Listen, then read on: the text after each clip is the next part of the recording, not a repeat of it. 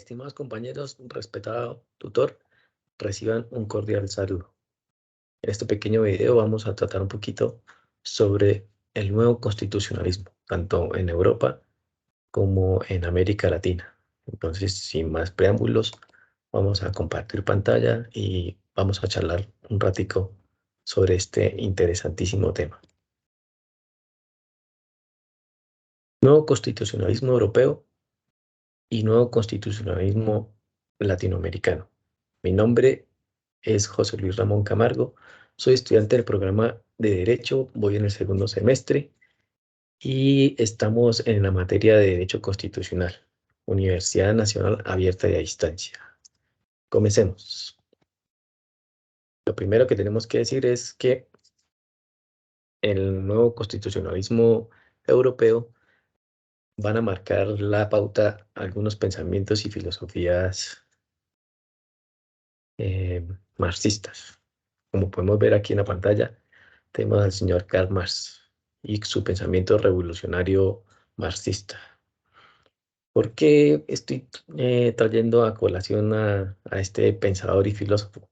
Bueno, por la sencilla razón de que él está introduciendo un pensamiento que no se estaba teniendo en cuenta en Europa, y era pensar en el trabajador, pensar en la persona como tal.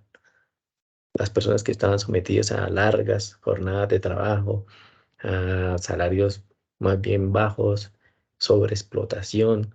Digamos, el que reinaba solamente lo que necesitaba el empleador, que su riqueza estuviera protegida, lo que dijera el gran monarca, el gran feudal. Entonces, toda la clase trabajadora estaba siendo sumida en condiciones infrahumanas. Entonces, yo coloco al señor Carlos Marx como uno de los pioneros en pensar en las personas. Entonces, de allí viene ya una oleada de un nuevo constitucionalismo, en donde las constituciones empiezan a tener en cuenta a la persona, más que al Estado o al gran monarca o a la persona que estaba ostentando el poder en aquellos tiempos. Entonces, él es uno de los impulsores de ese pensamiento, de pensar en las personas. Por supuesto que los otros motivos, pues lamentablemente tenemos que decirlo, son las guerras. Y la Primera Guerra Mundial y la Segunda Guerra Mundial dejan a los pensadores de aquella época recapacitar sobre el papel del hombre, eh, el papel de las personas, de los derechos de las personas. Entonces, pues lamentablemente las guerras producen también ese sentido. Entonces, lo que dejó la Primera y Segunda Guerra Mundial es que se empiezan a reconocer los derechos de las personas. ¿De quiénes? Pues de las personas menos favorecidas. Entonces ahí ya empieza Europa a meterse en esa oleada que estamos denominando nuevo constitucionalismo europeo. Entonces aquí ya el Estado empieza a considerar a las personas, a los individuos. Ya no empieza a dejar un poquito de lado lo que es perseguir eh, lo que quiere el Estado, su beneficio económico, y empieza a ver por el más débil. Empieza a mirar cómo se puede hacer una distribución un poco más equitativa de lo que es la riqueza. Entonces, ¿qué podemos ver del constitucionalismo europeo? Entonces, ¿cuáles son uno de los factores que empiezan a predominar o empiezan a entrar a escena? Pues los tratados comunitarios, y empieza a existir una figura importante que se va a llamar Tribunal de Justicia Europea. Allí donde van a empezar a manejar toda la parte de cómo vamos a mirar al individuo, a los derechos de las personas. Entonces ya empiezan a surgir términos como derecho constitucional común. Entonces aquí ya que lo que prima, pues los derechos de las personas, los principios de los derechos constitucionales. Y aquí ya empieza a manejarse el término de derechos humanos. Y otra parte importante que es el principio democrático, la participación de las personas en la construcción de sus constituciones, de los marcos jurídicos que los van a gobernar. Otro ente importantísimo que surge en Europa son los tribunales constitucionales. Ellos adquieren una dimensión muy, muy importante porque de ellos va a depender las jurisdicciones constitucionales. Y entonces el progreso en la integración europea se va a ver inmerso mucho en lo que digan los tribunales constitucionales. Eso a grandes maneras y a grandes rasgos de lo que ha pasado en el nuevo constitucionalismo europeo. ¿Qué podemos decir? A diferencia de Latinoamérica, que lo vamos a ver ahorita más adelante. Tenemos que decir que en Europa hay una parte importante que de pronto en Latinoamérica no se ve tan reflejada, y es que las constituciones son rígidas, son un ejercicio muy académico de personas que conocen muchísimo la situación, que son muy letrados, que son muy versados. Entonces, estas personas son como las que se encargan de armar una constitución, de crearla, de diseñarla, de plasmarla en un papel. Pero eso mismo hace también que esas constituciones sean un poco rígidas, que no sean muy dinámicas. Entonces, los cambios se van a ver muy paulatinamente, no van a ser cambios drásticos como si va a ocurrir en Latinoamérica, que el movimiento es muy revolucionario, que las cosas van a ser así como muy rápido. Entonces, esos cambios gigantescos de menos de décadas. Entonces, esa es una de las grandes diferencias de Europa y Latinoamérica. Europa es un ejercicio muy académico, muy concienzudo, constituciones muy bien elaboradas desde el punto de vista de la letra, de la academia, de la experiencia, de la doctrina. Entonces, eso básicamente es lo que ha ocurrido en Europa. Vamos a ver un poquito Latinoamérica, qué ha pasado aquí en nuestro continente, cómo se ha venido evolucionando a lo que vamos a conocer ahora como constitucionalismo latinoamericano. Y aquí quiero pues citar a una persona que de pronto no se cita mucho o que de pronto no se conoce mucho de ese trasfondo. Yo quise traerlo en esta pequeña exposición porque me pareció importante el aporte que ha hecho, no porque haya hecho la cosa más grandiosa, pero sí hizo algo que era definitivo. Y estoy hablando del ilustre Antonio Nariño. ¿Por qué lo estamos citando? Bueno, él hizo una traducción de la Declaración de los Derechos del Hombre y del Ciudadano. Lo tomó del francés y lo tradujo a nuestro idioma. Entonces, mire que él es como la primera persona que se interesa en decir, bueno, los hombres tienen derechos. Allá en Europa están haciendo cosas muy interesantes. Hicieron una declaración de los derechos del hombre. Entonces, se tomó el trabajo, eso sí, a escondidas, ¿no? Se tomó el trabajo de agarrar eso y traducirlo a nuestro idioma. Eso le costó, en mismas palabras del señor Antonio Nariño, le costó 16 años de prisión. Miren, palabras de él, lo voy a leer textualmente. Dice, para que el público juzgue los 17 artículos de los derechos del hombre, que me han causado 16 años de prisiones y de trabajos que se refieren en el antecedente escrito. Después habla de, de la monarquía aquí española y del yugo de la colonización de toda América Latina. Entonces, él se refiere a ellos como los tiranos, los que aborrecen la luz, y al que tiene ojos sanos para poder ver la realidad que estaban viviendo aquí en Latinoamérica. Entonces, Antonio Nariño me parece que es un personaje que vale la pena mencionar en esta temática que estamos trabajando, por poder hacer un acto que pareciera sencillo, pero que causó un gran impacto en las personas, porque a partir de la Declaración de los Derechos del Hombre y del Ciudadano se empieza a crear ese pensamiento de la persona, del ser humano como tal y de sus derechos. Mira esta frase de Francisco de Paula Santander: colombianos, las armas os han dado la independencia, pero las leyes os darán la libertad. Bajo esa dinámica es que vamos a empezar a ver cómo el nuevo constitucionalismo en Latinoamérica empieza a cambiar su forma de pensamiento y le va quitando como ese poder a la monarquía para empezar a entregársela a las personas. ¿Qué pasó en Latinoamérica? Pues Napoleón invadió España y eso hizo que se acelerara en gran manera el proceso de independencia de todas las colonias. Entonces, aquí en Colombia se dieron cuenta que Napoleón estaba haciendo eso, entonces aprovecharon y empezaron a hacer juntas de defensa para empezar a quitarse ese yugo de la colonia. La evolución del constitucionalismo regional se puede dividir en cuatro etapas que están bien definidas y que están bien caracterizadas cada una. Entonces, nuestros autores constitucionalistas lo dividen en cuatro fases. La primera se llamó constitucionalismo experimental. Se preocupaba solamente de toda la gesta de independencia, de sacar a la colonia adelante y ya no ser más una colonia española. La segunda se llamó fundacional y esta ya se interesó más por la consolidación económica, porque después de independizarnos, pues teníamos que pensar ahora cómo vamos a financiarnos, a cómo vamos a empezar a subsistir, cómo hacer el manejo de nuestra economía. La tercera oleada, entonces ya entra una palabra que se llama social y esta ya está más orientada a recuperar la cuestión de la sociedad, de las personas, de las sociedades que se estaban consolidando hasta ese tiempo. Y la última fase ya es la de los derechos humanos y esta ya está dirigida a sanear toda la crisis de derechos y reconocimiento de derechos humanos. Y esa ya es propia de los años 1970. Entonces, ¿cuándo podemos empezar a hablar de nuevo constitucionalismo en Latinoamérica?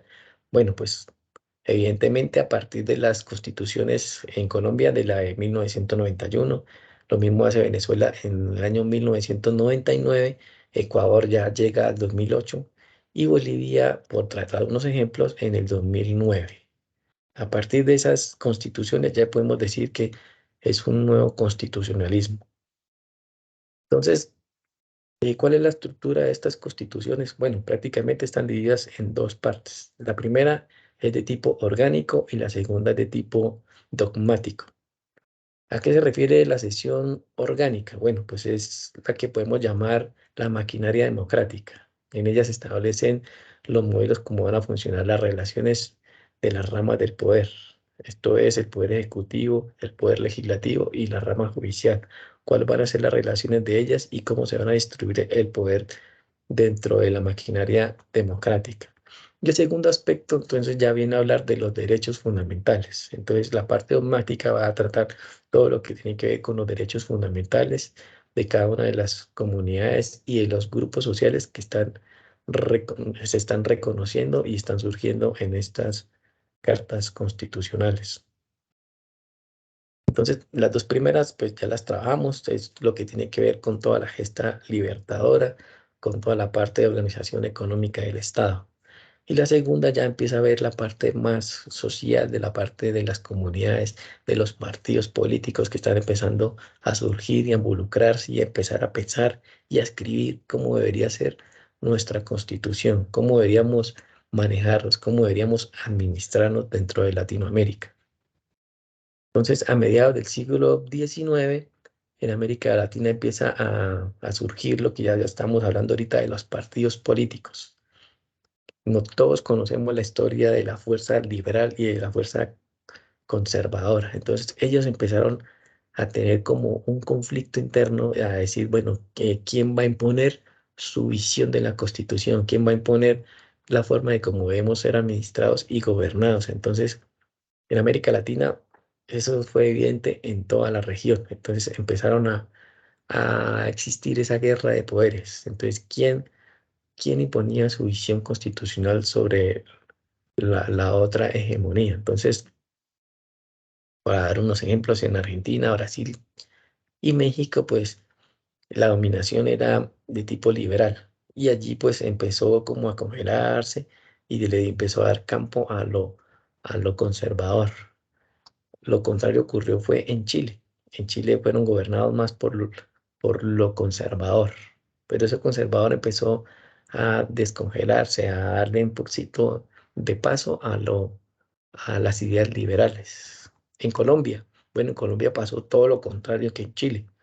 En Colombia fuimos em, unificados en el pensamiento liberal en las constituciones del 53, de 1958, hasta la de 1863. Allí perdió toda la hegemonía liberal y le empezó a dar un paso al pensamiento conservador. Y todo ello se refleja en la Constitución de 1886. Pues ahí ya empezó como a equilibrarse la balanza y el Partido Conservador, o las ideas conservadoras, empezaron a tener su chance en la historia de cómo escribir nuestra constitución. Muchas, todas estas constituciones pues dieron paso o dieron como los elementos importantes para que las constituciones tuvieran como esa base donde se pudiera construir lo que hoy conocemos como nuevas constituciones. Entonces, la organización de ese poder, de cómo era la estructura del Estado, viene de allá, de esas constituciones. Entonces, el nuevo constitucionalismo ahí no está inventando mayor cosa. Entonces, el autor en el que estoy basándome le hace una crítica fuerte a ese nuevo constitucionalismo, porque él está diciendo que esas bases ya la habían sentado pues las constituciones de 1800 y para poderle dar paso a lo que hoy estamos conociendo con ese nuevo término. Entonces, la mayoría de las estructuras y la organización del poder se sigue vislumbrando, se sigue distinguiendo fácilmente en las constituciones que ya habían regido en esta región de Latinoamérica. Y pues obvio, uno no puede desconocer pues la historia que ya lleva, lo que ya hemos avanzado dentro de ella. Entonces, a partir de ya los 1850, 1890, ya empieza a reordenarse las cosas y empiezan a entrar términos como la cuestión social, que se había relegado antes. Pues, ¿por qué? Porque primero tocaba independizarse, segundo, reorganizar el Estado, volver a armar la economía que se había desarmado porque pues, todos los recursos se iban para España o para los países que habían conquistado Latinoamérica. Entonces tenemos que pensar primero en independizarnos, luego reorganizar y armar nuestra economía nuevamente para que puedan fundar nuestros estados. Entonces ya a partir de esta época empieza la cuestión social. Empezamos a pensar en esa parte que habíamos dejado atrás por cuestiones administrativas. Entonces ya aquí empiezan a verse cuáles han sido las desigualdades económicas, cuáles eran las desigualdades políticas, porque toda la época colonial pues no nos dio espacio para pensar en esas cuestiones. ¿Quién fue el protagonista de ese cambio? Pues México. México lindo fue uno de los países que innovó, que pudo traer toda la cuestión social a su nueva constitución. México en 1917, como el pionero en Latinoamérica. Después de México, toda Latinoamérica empieza a tomar como ese ejemplo. Claro, a México le costó sangre y fuego, no fue un proceso netamente de diálogo y de armonía, no, le costó un gran precio y un altísimo precio llegar a lo que ya conocemos hoy en 1917 con su nueva reestructuración desde el punto de vista de lo social. Aquí, ¿cuál es la novedad? Pues que se van a consagrar las propias listas de derechos. Ya se va a hacer un listado de los derechos de las personas y de los ciudadanos. Aquí ya se anexa a un viejo esquema y torcido esquema de los derechos liberales con derechos, miren la palabra que se emplea ya en este momento, nuevos derechos sociales, económicos y culturales. Entonces, México es el país que empieza a dar la vanguardia en este sentido. ¿Cuáles son unas características fundamentales de estas nuevas constituciones? Bueno, hay tres que están bien definidas, tres objetivos grandes, que empiezan a recopilar las fallas o las faltas históricas que antes no se habían podido atender. El primero es tener en cuenta los derechos de los postergados entre los postergados. ¿A quién hace referencia a esto? Pues básicamente a las comunidades indígenas que se habían dejado de lado. El segundo objetivo es que persiste en los derechos humanos, que antes era como un tema de, como de, bueno, vamos a tratarlos, pero todavía no, porque vamos a atender otras cosas. Entonces ese desdén de no querer entrar en los derechos humanos ya en estas constituciones empieza a tener una fuerte influencia. Y como tercer objetivo, entonces ya es garantizar y hacer efectivos los derechos de la ciudadanía. Entonces ya la ciudadanía empieza a ser una parte activa dentro del proceso de constitucionalización de las naciones. los partidos políticos empiezan a ser reconocidos y empiezan a tener como una participación más activa. Entonces aquí ya entra un término muy importante que es la democratización de la Constitución. Tener en cuenta a las personas, a los ciudadanos en la construcción de las constituciones. Entonces, mirando ya más a fondo o un poquito más a fondo el primer objetivo, entonces ya son compromisos de tipo social. Entonces, estas constituciones ya asumen esos compromisos, empiezan a tener en cuenta a los grupos indígenas.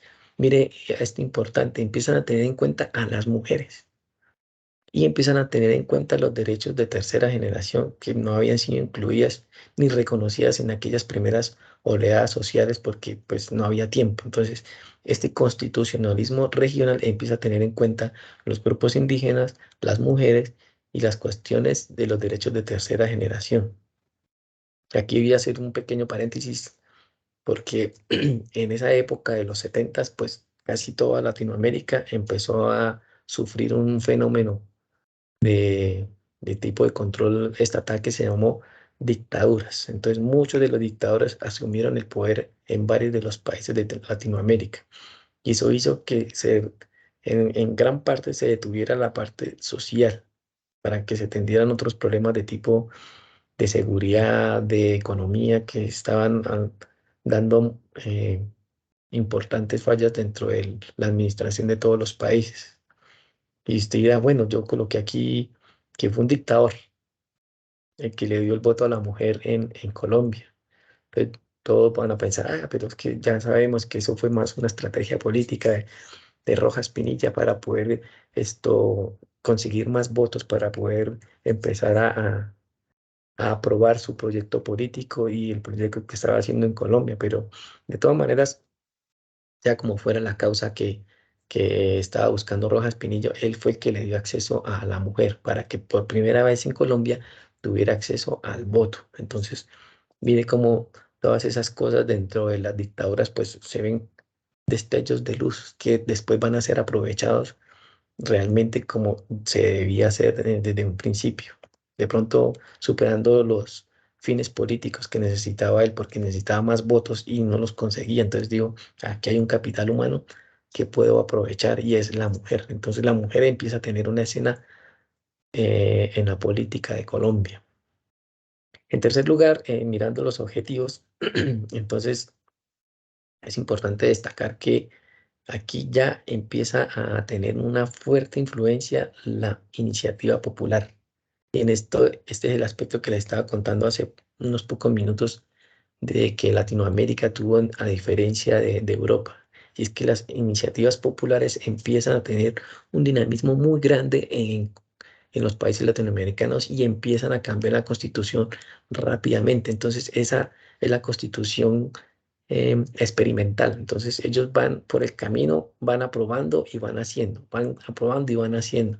Mientras que en Europa pues se tomaban como un tiempo prudencial para poder analizar la situación antes de llevarla a la práctica.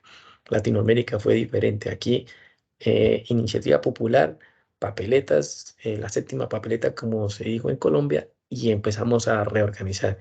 Y apenas se apruebe, entonces ahí empezamos a pensar los problemas que tenemos que afrontar de tipo dogmático, de tipo jurisprudencial. Todas las problemáticas las asumíamos en la marcha. Entonces, eso hace, sí, claro, es un poco peligroso